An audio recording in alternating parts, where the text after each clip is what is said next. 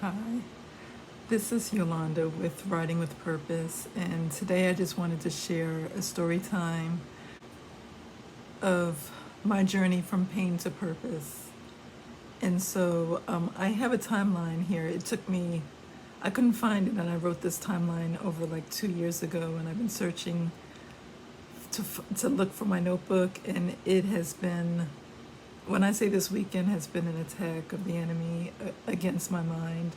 I took the whole day yesterday I had so many things to plan that I wanted to do, and I had to just take the whole day to just lay it down and be at the feet of Christ and really just pray before I get sidetracked with, this weekend.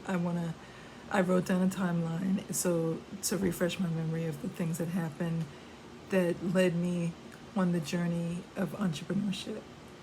So in 2001, I was working at a very prestigious company as a regional administrative assistant, and uh,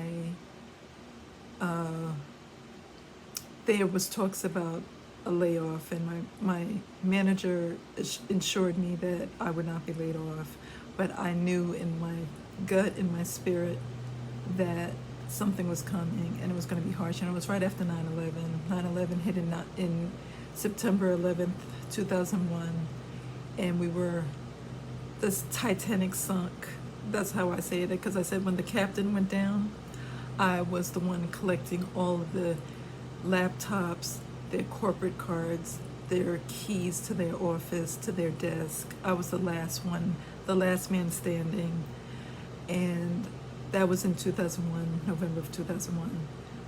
That's actually not my first layoff. My first layoff, I was working at the credit union, and a man came in that they hired, and he sat at each one of our desks. He learned each one of our positions.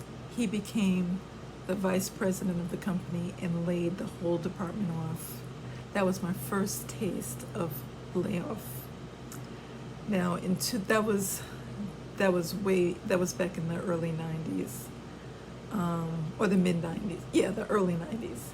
So in 2001, I was left with my 401k, and I had to figure out what I was going to do. So I was in a panic. I was applying from A to Z, applying to companies. I was online like it was a full-time job.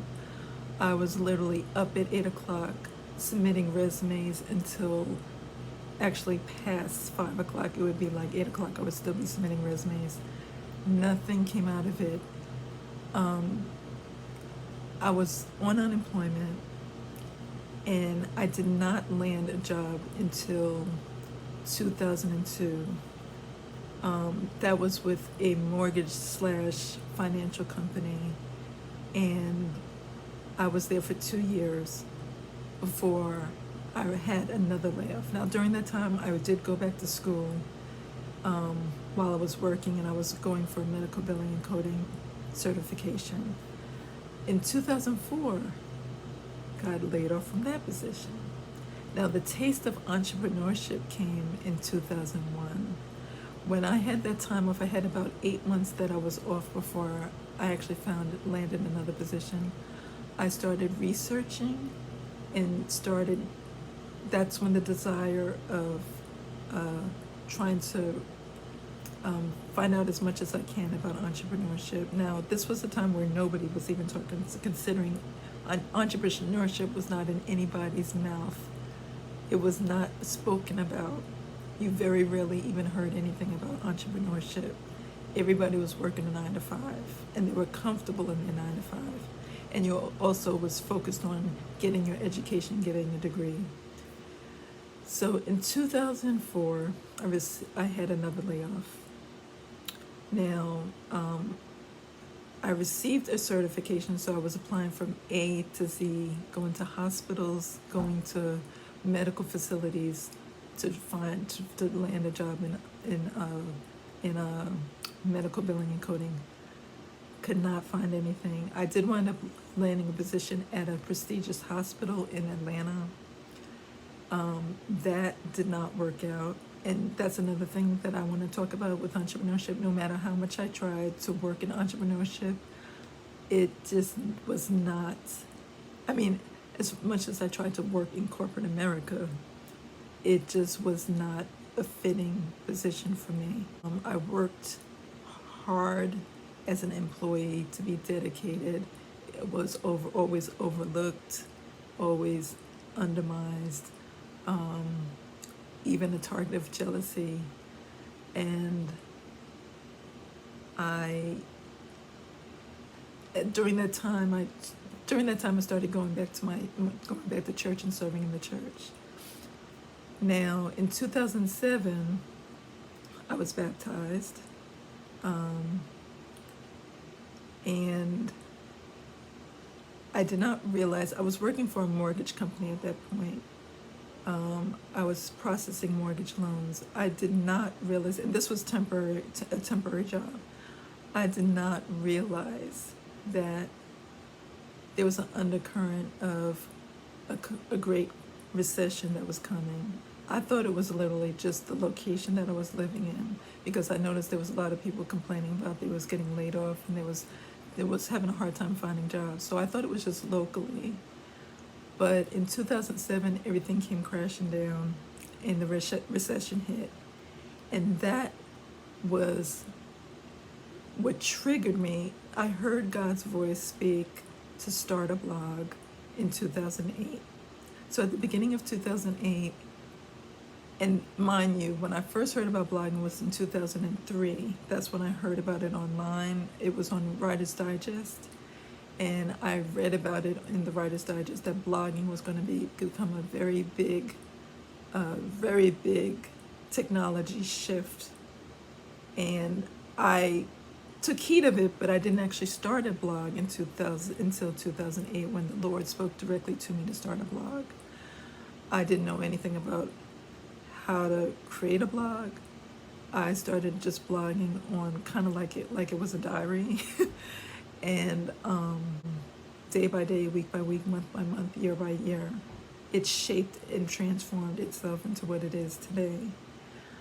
And that, through all of this, was a lot of pain and struggling, and led me from pain to purpose, because that has been the ultimate thing that has grounded me in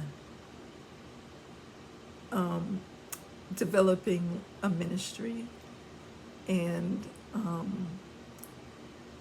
that's the root of my ministry, is my blog. And I am so grateful for never despise small beginnings, and never despise the things that you're going through in your life, because the things that you're going through in your life is prepping you and preparing you for your purpose and what you need to experience. It gives you the wisdom, it gives you the courage, it gives you the strength, it gives you the tenacity to go after what you want in your life. So never despise the things that you're going through, that it is all leading up for purpose, and to be content in what you're going through. I've learned to be content in the state that I'm in. I am starting and walking by faith through all of it, and I hope I can be an inspiration to someone out there who's listening to this message, that you too can learn from your opposition. And I would just want to also say that during my opposition and my most hardest challenging moments is when I would focus on the Word of God. I was studying, I was going to online classes.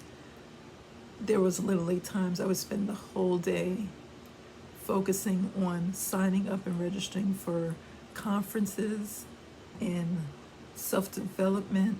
Not even self-development, but it was mostly for technology skills, learning the new technologies that's coming out. I also went back to school. I went back to school twice to get certifications, and then I also through this whole wilderness season was self-teaching myself and working, using my gifts and my talents constantly to build something. You have to build in the most challenging moments, and we are living in challenging times. And to endure the wilderness that you're in, you have to be mindful of what God has given you. You have to be mindful to take the little seeds, no matter how small it is, the skills that you have, the things that you've learned on your jobs, and apply it to what you can use it for today. So I want to lead you, I want to just prompt you to never despise small beginnings and to use what you have, what's in your hand. Pain does lead to purpose. And there's many stories that I can go into, but that's a whole nother chapter, whole nother, it would, yeah, it would take too long to even go into all of that. But I just wanted to share that with you. And I have definitely, the past 2 years have been through many shifts and transitions, and that's why you haven't seen much of me on here. Especially last year, I lost both of my parents. One, actually a year ago. Next week would be a year that I lost my mother, and then 2 weeks later, I lost my father.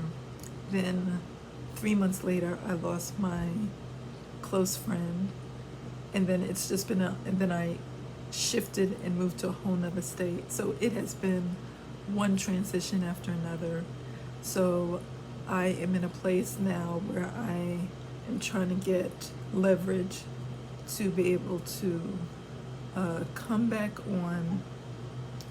I feel like I'm being called to come back on to speak about leading. And I never stopped posting through all of it. I never stopped writing through all of it. And I hope I can be an encouragement to others. Do not give up your hope. Hope is what it's rooted in. If you lose your hope, you don't have anything.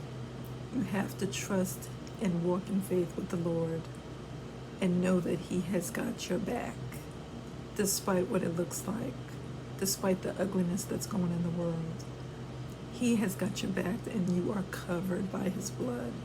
So I just want to leave you with that, and I hope that this has been a blessing to someone.